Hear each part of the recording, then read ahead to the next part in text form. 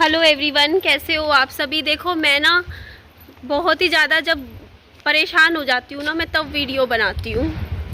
अभी क्या मैटर है मैं आप लोगों को दिखाती हूँ। पहले ही देखो हमारी सोसाइटी कितनी बड़ी है, कितनी बड़ी है। ये यहाँ एक उसमें तीन करके कितने घर हैं, और ये इतनी ही नहीं है। पीछे आपको मैं दिखाऊँ ना, बहुत बड़ी सोसाइटी है। आप लोग देखते रह जाओगे कि इतनी बड़ी सोसाइटी है ये। यहाँ ही ख़त्म नहीं हो रही है, ये तो एक है, सिर्फ ये एक है। आगे पीछे देखो, पीछे है, इससे पीछे है, इससे भी पीछे है। रुको आपको मैं दिखा देती हूँ। और मैं कह रही इससे आगे भी है, इससे आगे भी है जो मेरी सोसाइटी है। ये देखो इधर पीछे भी है। मैं आपको एक बात दिखाना चाह रही हूँ। ये देखो जी, सोसाइटी देखो कितनी बड़ी है। मैं आपको हालत दिखा रही हूँ आज मैं, ठीक है, अपनी सोसाइटी में क्या चल रहा है करना जरूरी है यार। कितने महीने, कितने साल, कब तक परेशान रहेंगे, है ना। इन द एंड एक दिन तो बोलना पड़ता है। ये देखो कितने लोग हैं यार रहने वाले, कितने लोग हैं। देखो कितनी बड़ी सोसाइटी है, ठीक है। आगे भी आखिरी में भी जाके है, बहुत बड़ी सोसाइटी है। और अब मैं ये हाल दिखा रही हूँ यहाँ का। ये देखो कूड़ा, रुको,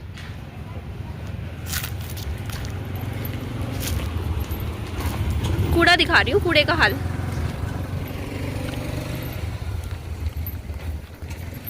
ये देखो जी हमारी सोसाइटी का ये हिस्सा देखो।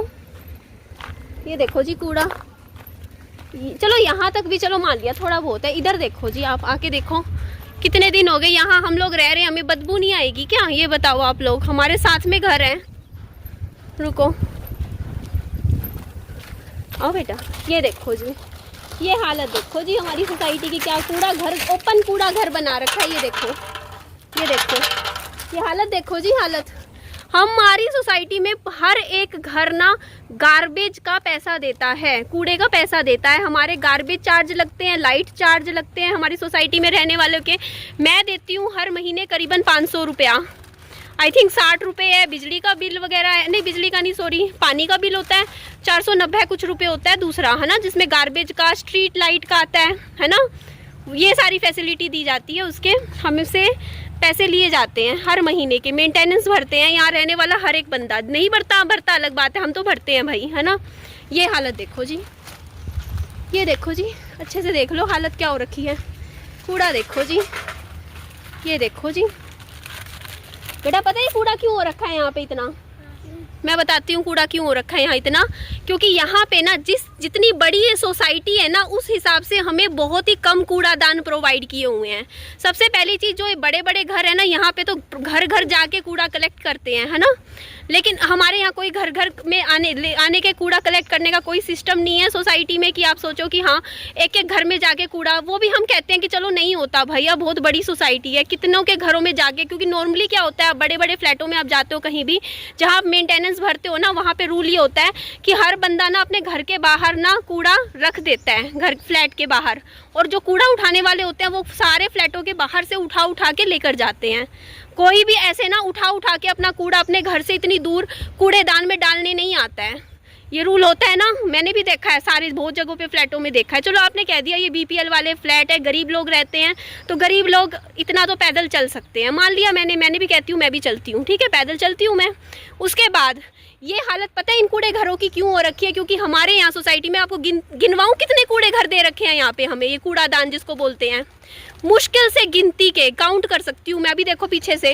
और कितने लोग हैं यहाँ रहने वाले, मुझे बताओ एक दिन में कितने घरों से कितना कूड़ा निकलता होगा? क्या एक डस्टबिन तो भैया 3-4 घरों के अंदर ही भर जाता है, एक डस्टबिन आराम से भरेगा कूड़ा। अब और जब ये कूड़ा घर भर जाता है, उसके बाद क्या होता है, जो बाकी लोग हैं वो कूड़ा कहाँ फेंकते हैं? कूड़ा फेंकने आएगा, मैं भी आऊँगी।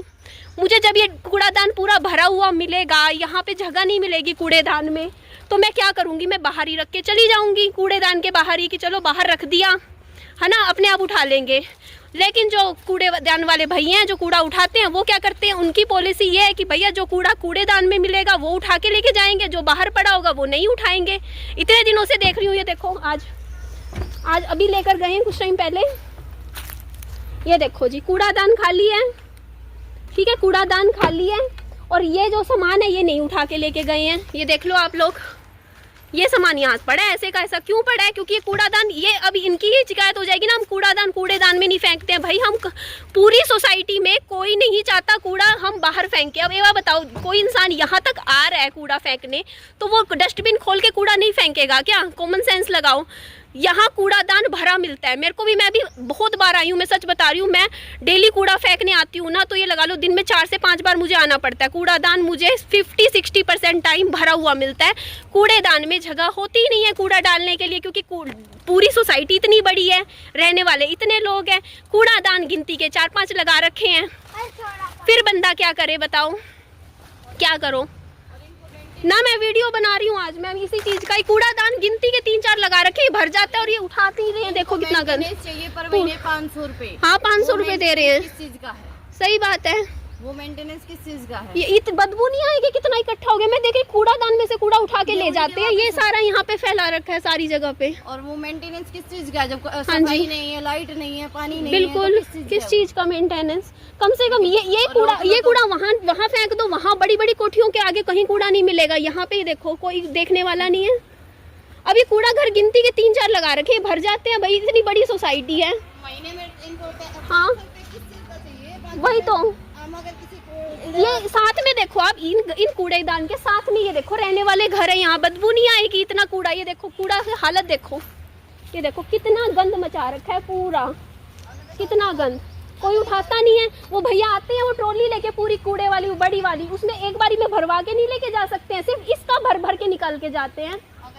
हाँ आगे का भी दिखाया है मैंने वीडियो में, आगे और भी दिखाती हूँ। बहुत बुरा हाल है यार यहाँ पे। देखो आप लोग, कूड़ेदान वाली डेली आती है मैनेजमेंट को, मेरे को तो ये भी नहीं पता भी है नहीं कि क्या हो रहा है ना।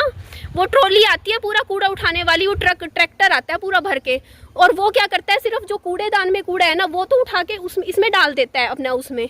और ये जो नीचे पड़ा है इसका क्या ऑप्शन निकाले, ऑप्शन ये बता दो आप लोग। ये जितना भी कूड़ा नीचे पड़ा है ना, ये मैनेजमेंट की गलती की वजह से पड़ा है यहाँ ज़मीन पे। क्यों? क्योंकि ये डस्टबिन बहुत कम लगवा रखे हैं, गिनती के हैं यार। इतनी बड़ी सोसाइटी है, इतनी बड़ी सोसाइटी में गिनती के 5 डस्टबिन है, बताओ आप लोग। अब क्या करें? और अगर हम लोग कूड़ेदान के, एक बात बताओ, कूड़ेदान के आसपास कूड़ा रख रहे हैं, क्यों रख रहे हैं? क्योंकि कूड़ादान भर चुका है पूरा, जगह नहीं है। आप खुद ईमानदारी से बता दो, एक गली के लिए एक कूड़ादान, एक पूरी गली जिसमें रहने वाले कम से कम 100, 200, 250 फैमिलीज हैं, कितने फ्लैट है देखो आप, एक गली के लिए एक कूड़ादान।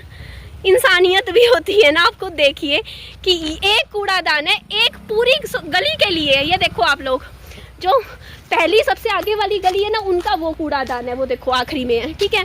ये वाली जो पूरी गली है ना, इनका, और ये पीछे वाली का भी, ये एक कूड़ादान गिनती के, वो देखो तो गिरा पड़ा है कूड़ादान, 1, 2, 3, बस भैया 3 कूड़ादान में तो इन्होंने पूरा सिस्टम बना रखा है ना। हमारे घरों के आसपास बदबू आ रही है, देखने में अच्छा नहीं लगता भाई। ये क्या गंद मच रहा है, देख लो आप लोग खुद, इतना गंद मच रहा है यहाँ पे। आप देखो तो सही कितनी गंदी हालत हो रखी है इस जगह की। और कमाल की बात ये, रोज आ रहा है कूड़ा उठाने वाला भैया ट्रक लेके अपना ट्रॉली, लेकिन ये कूड़ा नहीं उठ रहा, पता नहीं क्यों नहीं उठ रहा। और गलती तो मैनेजमेंट की है, भैया मैं डस्टबिन ही नहीं दे रखे कूड़ा फेंकने के लिए। इतने एक डस्टबिन दे रखा है, ये बताओ। और रहने वाले कितने लोग हैं, देखो ये पूरी गली में कितने लोग हैं, यही 3 हो गए गली, तीन ही घरों के कूड़े में भर जाएगा ये तो। ऐसे ही भरता है, कोई उठाता भी नहीं है। फिर बताओ क्या करें अब आप लोग। मैं सोचा इसीलिए मैं वीडियो बनाऊं। अभी खाली है डस्टबिन, कूड़ा लेके गए हैं, लेकिन ये हालत है देख लो यहाँ की। और हर एक बंदा यहाँ पे जो आखिरी में भी रहता है ना, मेरा घर देखो आखिरी में, सबसे आखिरी में है। मैं वहाँ से यहाँ पैदल आती हूँ कूड़ा फेंकने के लिए डेली शाम को, सुबह जब भी मुझे लगता है अपना डस्टबिन पूरा करके आती हूँ। देख लो यहाँ से, मतलब मैं अपने घर से इतनी दूर। कायदे से तो वैसे ये होना चाहिए कि हर घर में जो बंदा है ना, अपना कूड़ा पॉलीथीन में इकट्ठा कर ले, और जो कूड़े वाले जैसे भैया होते हैं ना, कलेक्टर होते हैं, वो घर में से सबके घरों से इकट्ठा करते हैं कूड़ा। कायदा ये कहता है जब आप कूड़े के पैसे दे रहे हो तो, है ना। ये कहीं नहीं है कि हाँ भाई इतनी दूर फेंक दो बस जाके। हम वो भी फेंकने को तैयार है, उसमें कोई दिक्कत नहीं है, चलो हम इतना तो कर लेंगे, कोई नहीं, चले जाएंगे इतना दूर भी पैदल कूड़ा रखने के लिए। पर यहाँ से उठाओ तो सही है कूड़ा, बदबू दे रहा है यार। अब बारिश का मौसम आ रहा है, स्मेल हो जाएगी, बीमारियाँ फैलेगी हमारी सोसाइटी में। प्लीज़ इसे साफ करवाइए। प्लीज़ रिक्वेस्ट है मैनेजमेंट से, प्लीज़ इसे ठीक कीजिए।